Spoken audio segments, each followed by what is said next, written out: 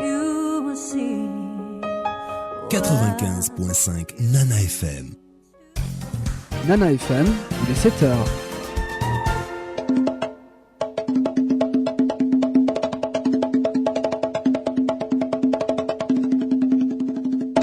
Voici le journal.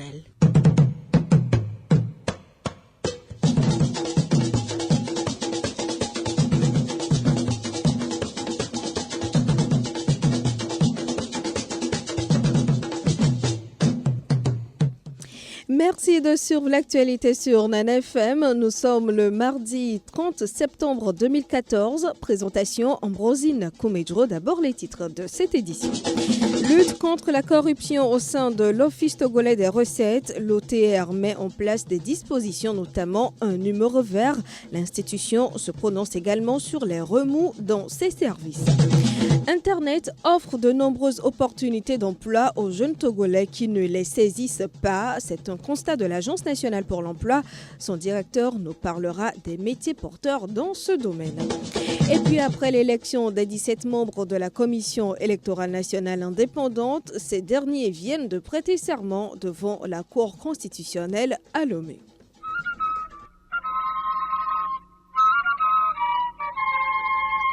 Bonjour à tous. Présidentielle de 2015 au Togo, les membres de la commission devant organiser les élections ont prêté serment lundi devant la Cour constitutionnelle à Lomé. Ils sont 17 au total. La commission électorale nationale indépendante est pour l'heure présidée par le doyen d'âge Jean-Claude Homao de l'Union des forces de changement UFC. Lutte contre la corruption dans les institutions, l'Office togolais des recettes en fait son cheval de bataille. Lundi, l'OTR a présenté la direction anticorruption dont elle dispose désormais, le système de déclaration des biens par ses agents ainsi que le numéro vert, le 8280, pour éventuellement dénoncer les tentatives de corruption. L'Office prend de nombreuses mesures pour gagner son pari. Philippe Kokou-Chodie est le commissaire des services généraux de l'OTR.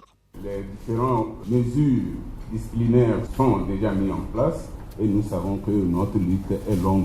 Puisqu'il s'agit d'une tolérance zéro, les sanctions, c'est par rapport à la gravité de la faute. Donc il y a les fautes légères, les fautes graves et les fautes lourdes. Au sein de l'Office togolais de recettes, conformément à tous les instruments mis en place, le statut de personnel et le code de conduite, la corruption est classée parmi les fautes lourdes.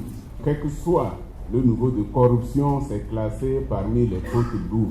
Et les fautes lourdes équivaut au licenciement et éventuellement à la poursuite pour dommages et intérêts.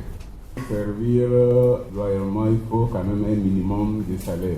Depuis la mise en œuvre de l'Office togolais de recettes, un des pans de cette réforme s'agissait d'améliorer substantiellement le revenu des agents de l'Office togolais de recettes. Nous sommes conscients que les mesures ne sont pas définitivement arrêtées, mais il y a déjà des avancées enregistrées et que les salaires ont été revus à la hausse. De droit, les agents des impôts et des douanes avaient des primes par rapport à leur performance. Donc il s'agit, en maintenant ces primes, mais également d'augmenter substantiellement les salaires des agents. Par exemple, un cadre A1 qui rentre à l'Office togolais avec grade 4 à un minimum de 510 000.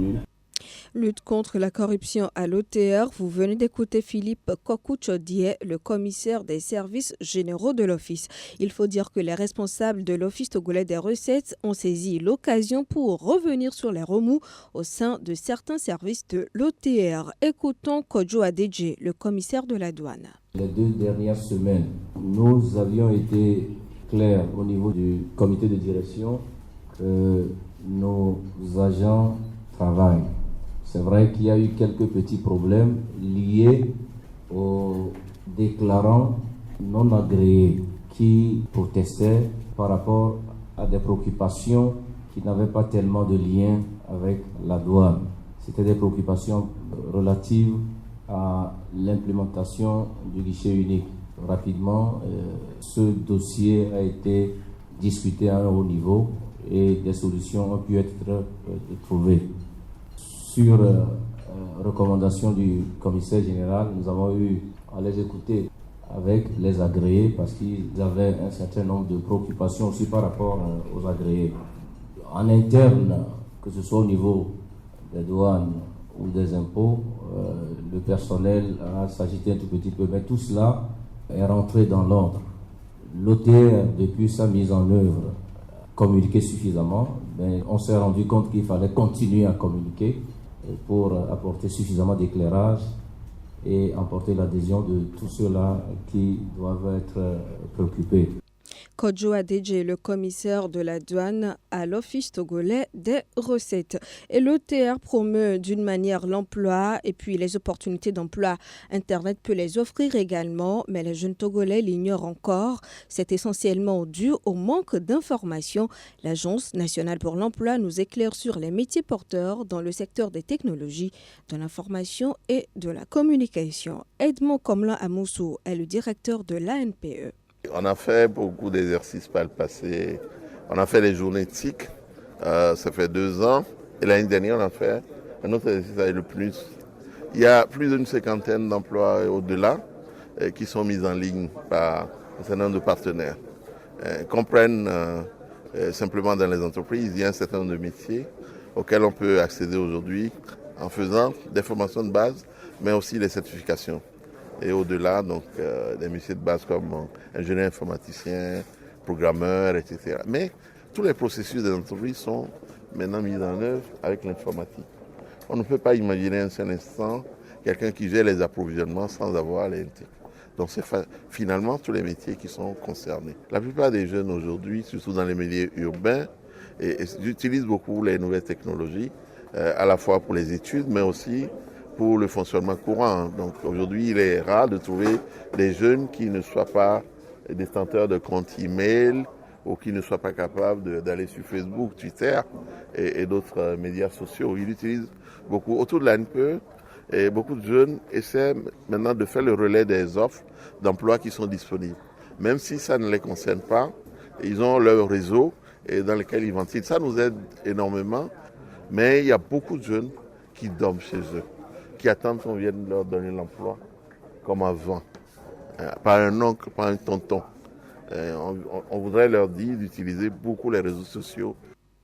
C'était Edmond Komlan Amoussou, le directeur de l'ANPE, interrogé par Aristide Kwevidj. Début de l'année scolaire 2014-2015, la rentrée des classes a été effective à l'Institut supérieur de philosophie et des sciences humaines Don Bosco. Le premier jour a été marqué par une conférence ayant rassemblé étudiants et enseignants. C'était la leçon inaugurale. Écoutons le révérend père Alphonse Oudou, directeur académique de l'ISPSH. La leçon inaugurale est une conférence qui est donnée habituellement par un enseignant ou un spécialiste d'un domaine scientifique pour donner le ton, disons, donner l'accent à une année particulière. Parfois c'est un thème philosophique, parfois c'est un thème de l'éducation, un thème de développement. Chaque année nous passons 2 semaines de préparation. Une semaine qui consiste en des assemblées des étudiants, assemblées des supérieurs religieux, assemblées des profs, assemblée du conseil scientifique. Tout de cette assemblée, nous avons 2 temps forts puisque c'est une institution religieuse. Donc on fait toujours une matinée de prière, de messe, si possible, présidée par l'archevêque, par l'un de ses représentants ou bien un formateur religieux.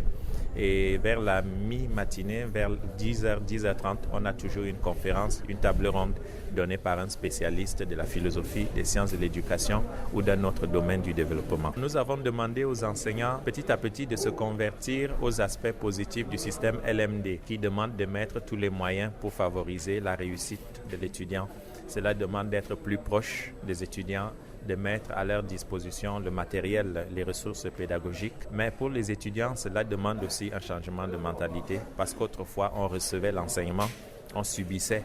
Mais avec le système LMD, surtout à une petite échelle comme la nôtre, les étudiants ont tous les moyens pour pouvoir devenir les premiers protagonistes de leur formation et nous allons les accompagner petit à petit pour cela.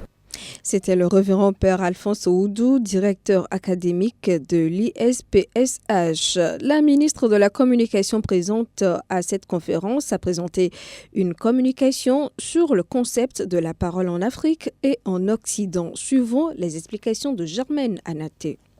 Toutes les valeurs traditionnelles qui portaient la parole, qui faisaient que la parole avait une fonction créatrice, une fonction didactique, une fonction unificatrice, une fonction pédagogique. Ces valeurs sont en train de disparaître donc au profit des valeurs liées davantage à l'instrumentalisation, à la manipulation. Et ça crée des crises dans nos sociétés et nous avons essayé de voir que pour le développement durable de nos sociétés, il faut réhabiliter la parole.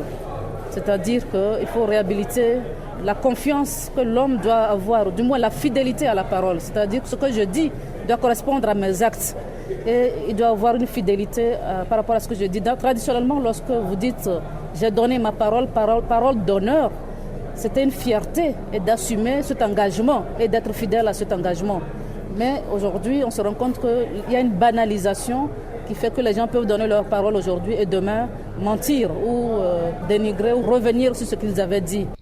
C'était la ministre de la Communication, Germaine Anaté, à l'Institut supérieur de philosophie et des sciences humaines Don Bosco.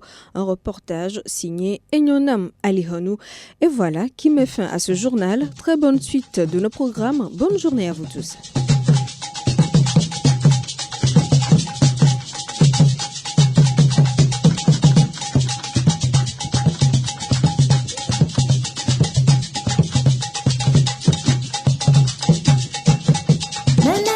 La radio de l'information.